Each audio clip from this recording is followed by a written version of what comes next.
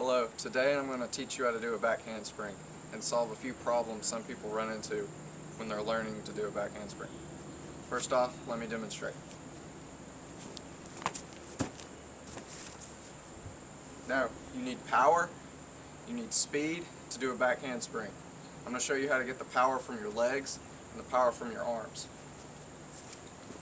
First off, you need to find a wall. Your bedroom door will be fine. This is called a wall squat. Make sure your legs are 90 degrees to the floor and make sure your knees don't go over your toes. And once you can hold this for 90 seconds, you know you have the leg strength to do the back handspring. Another exercise you need to do is a handstand push-up. On the wall. You don't have to do it without the wall.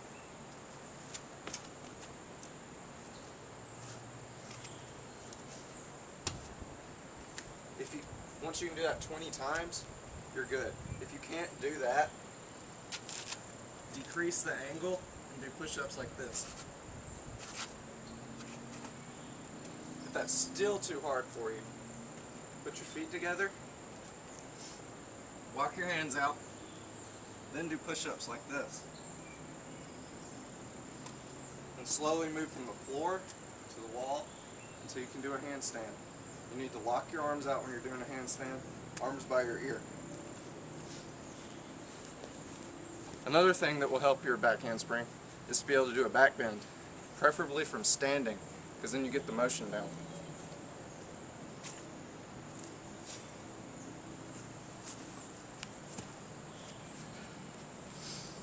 Alright, let's begin the back handspring. Start off, feet shoulder width apart. If you prefer, you can put your feet together. I like mine shoulder width apart. Knees bent, arms back, chest up. Try and keep your back straight. And back, come up, and then jump when you start to feel like you're about to fall backwards.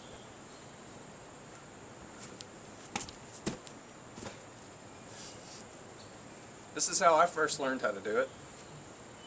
You go off to the side. That's also how a lot of people get over the fear of doing a back handspring. They go off to the side, look over their shoulder. Once you're comfortable going off to the side, start to increase the angle until you can be completely vertical. To make sure you're going vertical, you need to find something like a tree or a sign, put it in between your hands and follow it up and count 1, 2, tilt your head back and spot the ground. You could find something like a post here if you don't have a tree or a sign. You could watch that the whole way back. Follow your hands, and when it comes out of sight, you know you're doing a straight back and correct back handspring.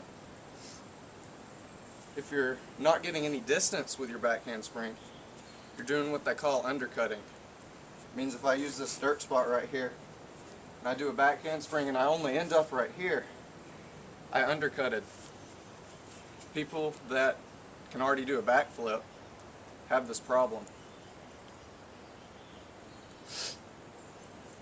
They do a backflip and they'll land right here, and they try and put their hands down for a back handspring, they never get any distance. To solve this problem, you do the same thing where you spot the wall. You follow it back and tilt your head back. People that undercut are tilting their head back way too early. And they're pushing with their arms, they're tucking with their legs, and they get a backflip, back handspring sort of. Another thing you need to practice when you're doing a back handspring is the rebound after you do a back handspring. Because after you do a back handspring, you'll want to do multiple back handsprings or a backflip right after the back handspring. And that'll look something like this.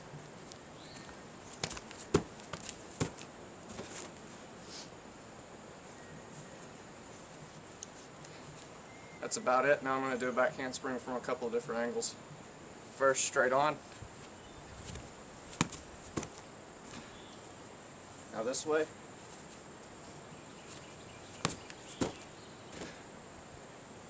Thanks for watching. I hope this helped.